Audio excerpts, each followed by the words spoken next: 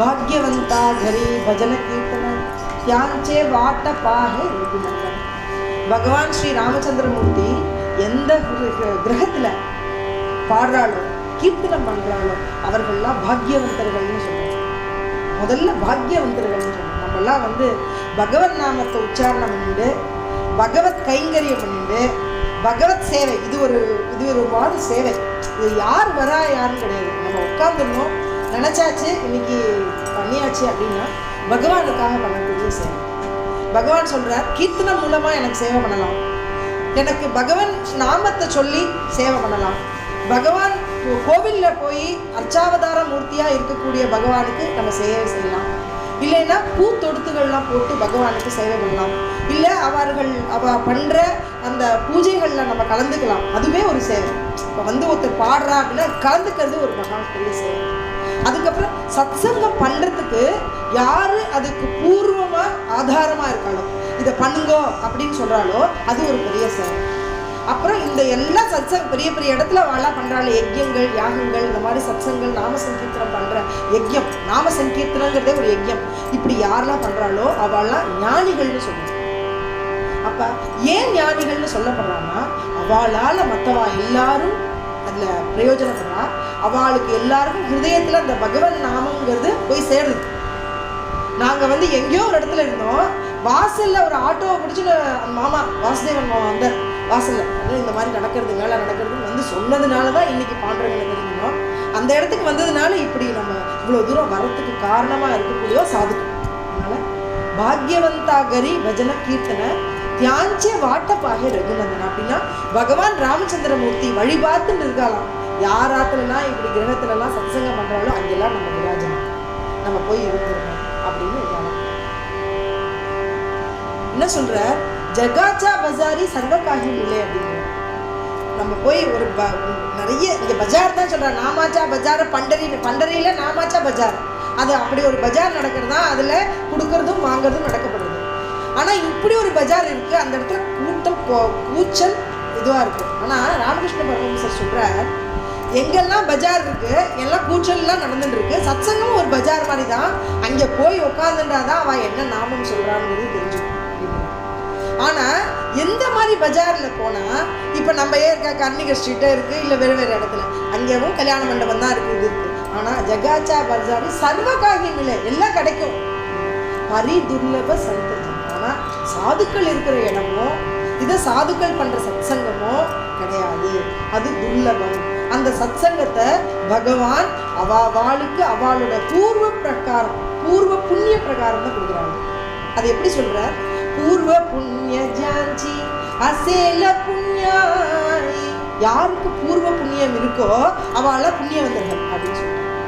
அப்ப பூர்வ புண்ணியம்ங்கிறது எப்படி இருக்கும்னா, அந்த ஆத்மா இந்த உலகத்தை விட்டு போகும்பொழுது பகவன் நாமத்தை சேர்ந்தவாளோட இருந்திருப்பா, இல்ல பல பல கோயில்கள்ல அவ தீர்த்தாடனங்களோ இல்லைன்னா சேவைகளோ செஞ்சிருப்பா. அதனுடைய தொடர்புல இல்ல வேத பாராயணம் பண்ணி வேத வித்துக்களா இருந்துக்கலாம், இல்ல கோவில்ல பூஜை பண்ணி அந்த பூஜை வித்துக்களா இருந்துன்னு அந்த நாமத்தை சொல்லியிருக்கலாம். இந்த மாதிரி பல பல இடத்துல நல்ல விஷயங்கள் பண்ணியிருந்தாங்கன்னா அந்த சுக்கிருத்து இருந்தாதான் அடுத்த ஜென்மத்துல அந்த பூர்வ சுக்கிருத்தாஞ்சி ஜோடி, அந்த ஜோடி கிடைக்குமா. என்னன்னா மனுனே விட்டலி ஆகும். இந்த பகவானுடைய நாமத்தை நம்ம சொல்ல முடியுமா, அந்த ஆச்சார அனுஷ்டானங்களோட நம்ம இருக்க முடியுமா, அப்படிப்பட்ட குலத்துல நம்ம பிறக்க முடியுமா. அதுதான் சொல்ற, பூர்வ புண்ணிய ஜாஞ்சி அசேல புண்ணியாய். அவளா புண்ணியவந்தர்கள். ஜாச்சே முக்கி ராமகிருஷ்ணஹரி, அவளுடைய வாக்குல ராமகிருஷ்ணஹரின்னு வருமா. அப்ப ஜோடி, அப்ப என்ன ஜோடினா மனசே நம்மளுக்கு மனசுதான் நம்மளுடைய ஃப்ரெண்டு. அப்ப இந்த மனசு சொல்லணும், ஒரு இடத்துக்கு நம்ம போகணும், இது நல்லதை சேர்த்துக்கணும் அப்படின்னு. அப்ப அந்த இடத்துல போகும்போது அவளோட சேரும் போது புண்ணிய பிராப்தி அந்த இடத்துல வந்துடுது. சுக்கிரத்துல இன்னும் கொஞ்சம் சேர்றது. அதனோட கிடைக்கிற பலன் என்னன்னா ராமகிருஷ்ண ஹரிங்கிற நாமம். அப்படி இந்த நாமத்தை எடுத்துட்டு யார் சொல்றாளோ அவளோட கிரகத்துக்கு பகவான் ஸ்ரீ ஹரியான ராமச்சந்திரமூர்த்தி விராஜமான அவர் வரார். சோகாமணே தூமி ஆதாந்தரி ஜாகா. அதனால சம்சாரிகளே நீங்க எல்லாம் முடிச்சுக்கோங்க. உட்டா உட்டா சாது சந்த அப்படின்னு காக்கடா ஆரத்தி. அடுத்தது ஒரு நாள் கொஞ்சம் காக்கடா ஆரத்திலாம் வச்சுக்கணும்னு நினைச்சிருக்கேன். எல்லா நாளும் காக்கடா ஆரத்தி காலங்காலத்தால் இந்த மாதிரி பாடணும். பாடி பகவானை எழுப்புறதுக்கு அபங்கத்தில் அப்படி நிறைய விசேஷமாக பாடியிருக்காங்க. அப்புறம் எழுப்பினதுக்கு முதல்ல அதுக்கு ஆரம்பம், அப்புறம் ஆர்த்தி எடுக்கிறா. அந்த ஆர்த்திக்கு சகஸ்ர தீபை அப்படின்னு ஆர்த்தி எடுப்பா. அதுக்கப்புறம் வாசுதேவ அபங்கம்னு பாடுவா. பாடி முடித்த உடனே நம்ம தர்மத்தை விட்டு நம்ம இறங்கி போய் குருடர்களாக இருக்கோமே, அதனால இந்த குருடர்கள்லேருந்து தர்மம் ஜாகு அப்படின்னு சொல்கிற மாதிரி ஒரு அபங்கம். அப்புறம் ஜெகஜோகி யோகிகளாக இருக்கும். அவள்லாம் இந்த உலகத்தில் எல்லாருக்கும் நடந்துகிட்டே இருக்கா, அவள் பார்க்கறது எல்லாம் பூஜைகளாக இருக்குது அப்படிங்கிற மாதிரி சொல்கிற மாதிரி ஒரு அபங்கம். அது முடிஞ்ச உடனே கௌளன்னு சொல்லக்கூடிய ராதாகிருஷ்ண அபங்கம். அது முடிஞ்ச உடனே சொல்லி குருநாதருடைய ஒரு அபங்கம் பாடி அந்த ராமகிருஷ்ணரை சொல்லி முடிப்பான். இது ஒரு காக்கடா ஆரத்தி விசேஷமானது. அதே மாதிரி சாயந்தரத்தில் என்ன பண்ணுவோம்னா ஹரிப்பாட்டு பாடிடுவோம். இந்த சம்பிரதாயம் என்னன்னா, இந்த வாரம் வாரக்கரி அப்படின்னு சொல்லக்கூடிய வாரக்கரி சம்பிரதாயம்.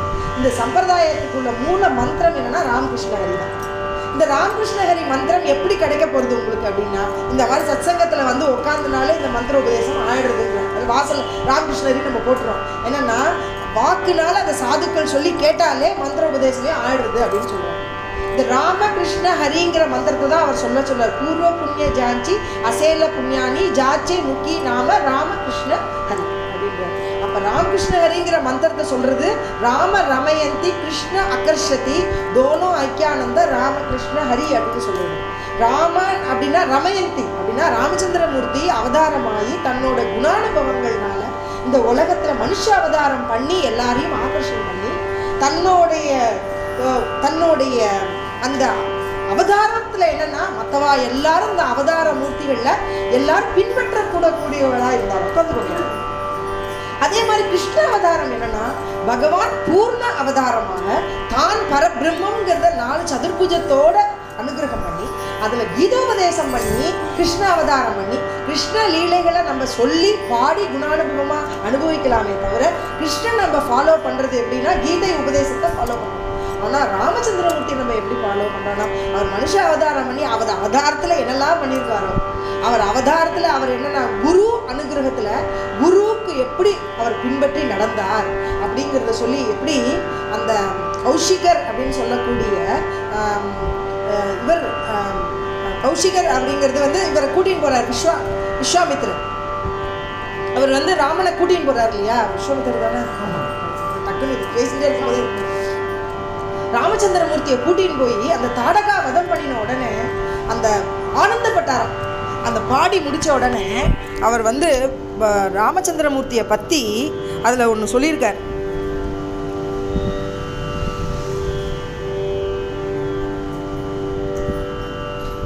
சொல்கிறேன்.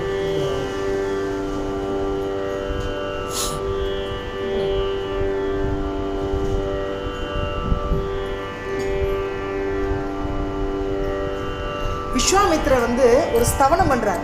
என்னென்னா பாவார்த்த ராமாயணில் அவர் சொல்கிறார், பிராமண குரு ஆக்ஞா துவா பாலிலி குரு சேவா துஜச்சி படலி குருச்சி சிந்தா கிவா ஹர்லி குரு பூஜா கேளி யதார்த்த அப்படின்னு சொல்கிறார். என்ன சொல்கிறாருன்னா பாவார்த்த ராமாயணில் விஸ்வாமித்திரர் ராமச்சந்திரமூர்த்தியை பார்த்து இந்த மாதிரி ஒரு சொல்கிறார், நீயே பரபிரம்மமாக இருக்கக்கூடியவர், நீயே குரு அப்படின்னு சொல்லி. அப்போ நம்மளுக்கு யார் குரு அப்படின்னு சொல்கிறாருன்னா ராம நாமமே நம்மளுக்கு குரு. அந்த ராம நாமத்தை யார் உச்சாரணம் பண்ணுறாளோ அந்த ராம நாமத்தை கேட்டது மாற்றத்திலே அதுவே குருவாக வச்சுட்டு அந்த குரு நாமத்தையே நாமமாக கொண்டு, அப்போ நாமமே பரதெய்வம், நாமமே குரு, நாமமே அந்த நாமத்தை கொண்ட அவதார மூர்த்தி, அந்த நாமமே பரதத்துவம் அப்படிங்கிறதையும் சொல்லி அனுகிரகம் பண்ணி இந்த விஸ்வாமித்திரர் சொல்கிறார், குரு ஆக்ஞா துவா பாலி, நீ வந்து குரு என்ன சொல்கிறேனோ அதை நீ கேட்ட. அவள் அப்பா சொல்கிறார், நீ சின்ன குழந்தையா இருக்கானே இந்த குழந்தை, இவன் போய் எவ்வளோ பெரிய இதை வதம் பண்ண முடியுமா, இவன் எவ்வளோ பெரிய ராஜபோகத்தில் இருந்த குழந்தைய இப்படி காட்டுக்கு கூட்டின்னு போகிறேன்னு சொல்கிறேலே அப்படின்னு சொல்லி கேட்கும்போது சொல்கிறார், நான் கேட்டால் நீ அனுப்பணும் அப்படின்னு சொல்கிறார். இதனுடைய மர்மம் என்னென்னா அவன் நாராயணமூர்த்தியையும் லக்ஷ்மியையும் சேர்த்து வைக்கிறக்கூடிய ஒரு தன்மையில் அவர் வரார். லாஸ்ட்டில் என்னென்னா இந்த அசுரர்களெல்லாம் வதம் பண்ணணும், ஆனால் என்னென்னா ராமனையும் அந்த சீதா மாதாவையும் சேர்த்து வைக்கிறதுல பெரிய ஒரு பங்கு எடுத்துட்டாராம் விஸ்வாமி. அவர் சொல்கிறார், குரு சேவா துஜலி பலி. அப்போ நம்மளுக்கு என்னென்னா சேவை பண்ணணும்னா குரு சேவை, இப்படி ஒரு குருநாதர்கிட்டேருந்து நம்ம ஒரு அனுகிரகம் பண்ணிட்டு ஒரு சத்சங்கம் பண்ணணும்னு நம்ம நினைக்கிற போது அந்த சேவையை நம்ம பண்ணணும்னு நினைக்கிறதே அதை பகவான் பண்ணி கொடுக்கணுமா. அதுக்கு அனுகூலமான விஷயங்கள் பண்ணி கொடுக்கணுமா. அப்படி பண்ணி கொடுத்தா அந்த குரு சேவா பழலி அது யதார்த்தமாக அது வந்து பூர்த்தி ஆகிறது அப்படின்னு சொல்கிறார். அப்போ ராமச்சந்திரமூர்த்தி தான் குரு சேவை பண்ணி அதை யதார்த்தமாக அதை பூர்த்தி பண்ணி கொடுத்தாராம். அடுத்து சொன்ன குருச்சி சிந்தா கிவா ஹரலி, குருநாதர் சிந்தனை பண்ணுறாராம், கவலைப்பட்டாராம். அதை கவலையெல்லாம் போக்கக்கூடியவராக ராமச்சந்திரமூர்த்தி இருந்தாராம். குரு பூஜா கேள்வி யதார்த்த, நீ குருவுக்கு சேவை பண்ணின குரு பூஜா. குரு தத்துவ தூ குரு தத்துவ சத்குருச்சி அப்படின்னு சொல்கிறார். இது பாவார்த்த ராமாயணில் சொல்லக்கூடிய ஒரு வாக்கியங்கள். ஏன்னா ராமச்சந்திரமூர்த்தி ராம நாமமும் குரு அப்படிங்கிறத சொல்கிறார். அவர் சொல்கிறார் தூ குருத்வ சத்குருச்சே, ராமா நீ தான் குரு, எல்லாருக்குமே நீ சத்குரு அப்படின்னு சொல்கிறார்.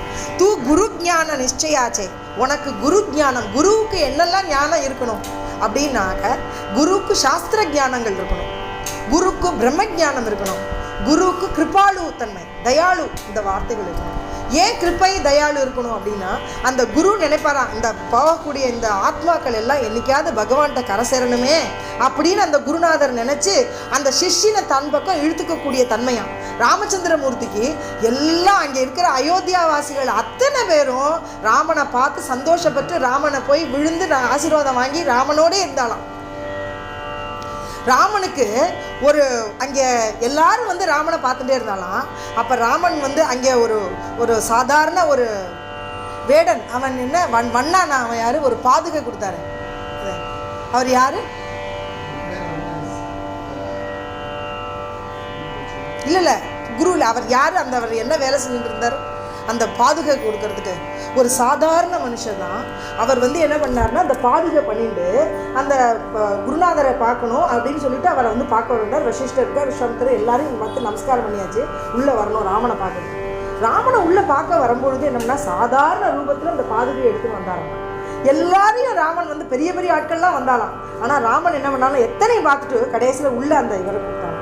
கூப்பிட்ட உடனே நீ என்னப்பா கொண்டு வந்திருக்கேன்? நான் ஒரு பாதுகை கொண்டு வந்திருக்கேன். சரி இந்த குரு நான் போட்டுக்கிறேன் அப்படின்னு அந்த பாதுகையை வாங்கினாரா. அந்த பாதுகையை எடுத்து போட்டுட்டாராம்.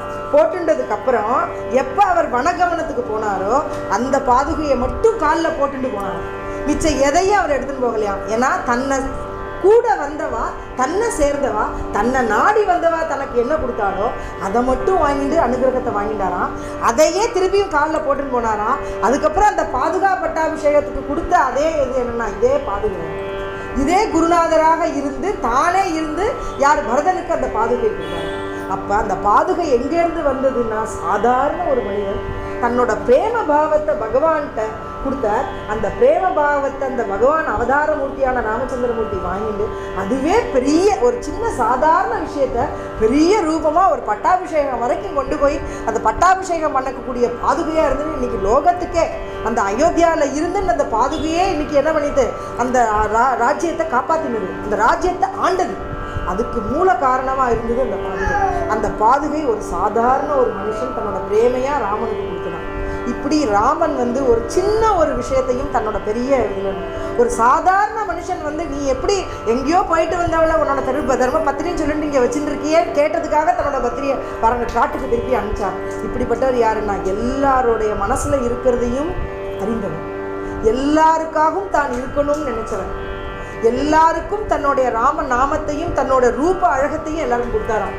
பார்த்தவா எல்லாரும் அங்கேருந்து வனத்துக்கெல்லாம் போயிட்டு அவர் எல்லாரும் உள்ள வரும்பொழுது அன்னைக்கு தீபாவளியா எல்லாரும் கொண்டாடினாலாம். அன்னைக்கு ராமச்சந்திரமூர்த்தி யாரெல்லாம் பார்த்தாலோ அத்தனை பேருக்கும் பகவான் ஸ்ரீ ஹரியா காட்சி கொடுத்தார். அப்படி குரு தன்மையில் அவர் இருந்தாலும் அதனாலதான் இவர் சொல்றார், நீ தூ குரு ஞான நிச்சயாசே, நீ உங்ககிட்ட குருங்கிற அந்த ஞானத்தன்மை இருக்கு. தூ நிஜ பீஜ குரு வாக்கியாச்சு, உங்ககிட்ட அந்த நிஜ தத்துவங்கிறது குரு வாக்கியங்கிறது உங்ககிட்ட இருக்கு அப்படிங்கிறத சொன்னார்.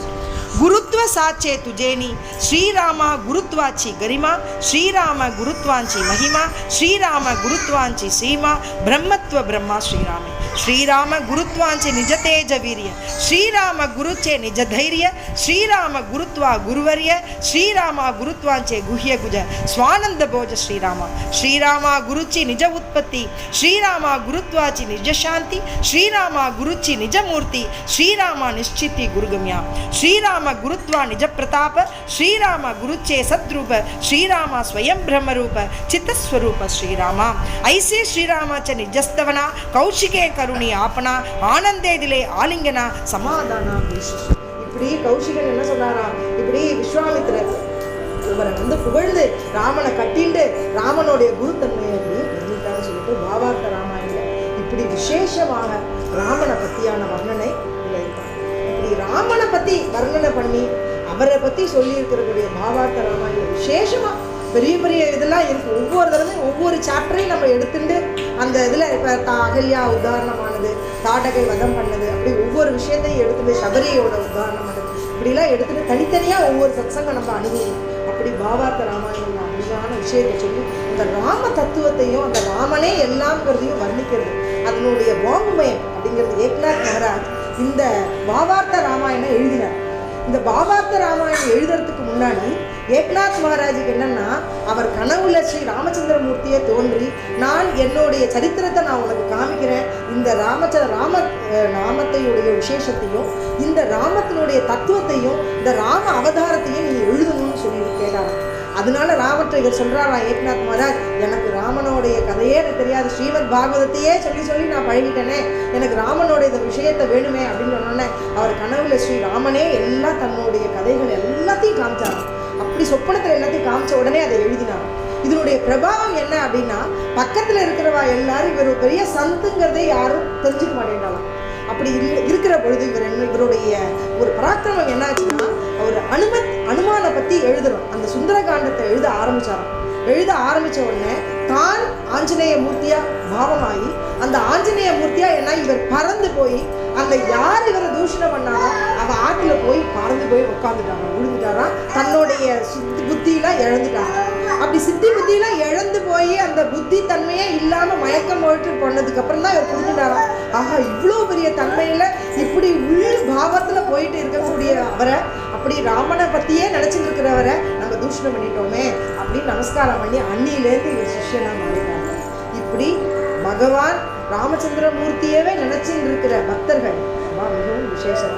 சகுன சரித்திரே பரம பவித்ரே சாதர் வர்ணாவி சஜ்ஜன விருந்தே மகான் பாவே ஆதி வந்தார் அப்படின்னு ஏக்நாத் மகாராஜ் என்னன்னா, சகுன சரித்திரே அப்படி பகவானுடைய லீலைகளை பற்றியான சகுனமான விசேஷத்தை நம்ம பாடணும்.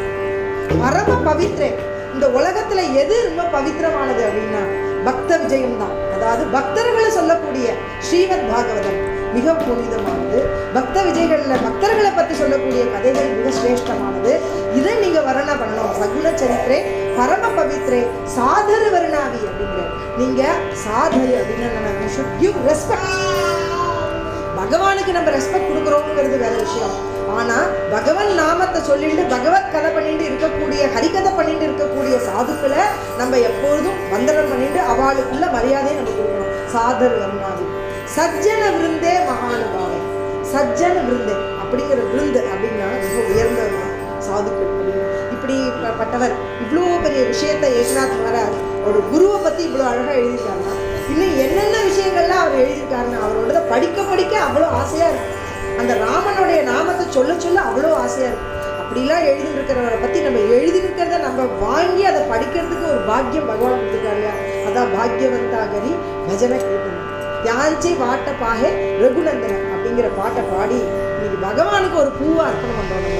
ஒரு சத்சங்கத்தில் நம்ம என்ன செய்யணும் அப்படின்னா, சத்சங்கத்தில் பண்ணி அதோடைய ஒரு பூவை பகவானுக்கு அர்ப்பணம் பண்ணுறோம். அந்த சேவை என்ன, குரு சேவையாக ஒரு பூ, ஒரு சத்சங்கம் பகவான் குரு சேவை, குருக்கு அப்படி நினச்சி நம்ம ஒவ்வொரு பாட்டையும் பாடி அதனுடைய மகிமையை புரிஞ்சுட்டு நம்ம பண்ணினோம்னா அதனுடைய விசேஷமே வேறு. அந்த பகவான்கிட்ட போய் நம்ம மனசு போய் சேர்ந்துருக்கு. அதனால தான் பகவத் கைங்கரியம் பண்ணுறதுலையும் சத்சங்கம் பண்ணுறதுலையும் விசேஷமாக நம்ம இருக்கணும் அப்படிங்கிறது சொல்கிறார். அந்த சத்சங்கத்துக்கு சொல்கிறார், சத்சங்காச்சே மகத்துவ யாலாகி சத்சங்கதி துக்க நவேனா அதோகதி சத்சங்காச்சி பரம கியாதி நேனோ கித்தி உத்தரலை. இந்த சத்சங்கத்தினுடைய பரம கியாத்தியை நான் சொல்ல முடியாது. எத்தனை பேர் சத்சங்கம் பண்ணி வந்திருக்கா? பரீட்சித்துக்கு பண்ணியிருக்காரு, அவர் வந்து சுக்கராச்சாரியார் பண்ணியிருக்கிறாரு. அந்த சுகர் பண்ணியிருக்கிற விஷயத்தை யாராலும் பண்ண முடியுமா? அவர் இன்னைக்கு சொல்லலைன்னா ஸ்ரீமத் பாகவதம் நம்மளுக்கு ஏது? அவர் சொல்லலைன்னா அந்த வால்மீகி எழுதலைன்னா இன்னைக்கு ராமாயணம் ஏது இல்லையா? அவெல்லாம் பண்ணியிருக்கிறக்கூடிய ஒரு விஷயத்தினால தான் இன்றைக்கும் அந்த பகவானுடைய கைங்கரியம் சேவைகள்லாம் நடந்துகிட்டே இருக்குது. அந்த பாகவதர்கள்னால அந்த சிரேஷ்ட பாகவதர்களுக்கு நம்ம வந்தனம் பண்ணணும். துமி சனகாதிக சந்த மனவிதா கிருபாவந்த ஏவடா கரா உபாகர சாங்க தேவா நமஸ்காரம் அப்படிங்கிறது. சாங்க தேவா நமஸ்காரம். அப்படின்னா அவள் வந்து என்னென்னா பகவானுடைய தூதுவர்களாம். அவள்கிட்ட போய் நம்ம நமஸ்காரம் பண்ணினோன்னா அந்த நமஸ்காரம் பண்ணதை அவள் வந்து பகவான்கிட்ட சொல்லுவாளாம். அந்த பகவான் வந்து இவளுக்கு கிருபை பண்ணுவாளாம். அதனால தான் துமி சனகாதிக்க சந்த மனவித்தா கிருபாவந்த ஏவடா கரா உபகாரம். நீங்கள் பண்ண மாதிரி ஒரு உபகாரம் யார் பண்ணியிருக்கா? சாங்க தேவ நமஸ்காரம். அதனால் பகவான்கிட்ட போய் எங்களுடைய வணக்கங்களை நீங்கள் சொல்லுங்கோ அப்படின்னு அவள் பெரிய பெரிய பாகவதர்கள்ட்டெல்லாம் நம்ம வந்து அந்த ஒரு லீன பாவம் அந்த அவர்கிட்ட நமஸ்காரம் பண்ணி அவளுக்கு பண்ணக்கூடிய சேவையை பண்ணிட்டு செஞ்சோன்னா இந்த பகவதனுடைய அனுகிரகம் நம்மளுக்கு பரிபூர்ணமாக கிடைக்குங்கிறத இந்த அபங்கத்தை சொல்லுவேன். கோலா புண்டலீக வரதா.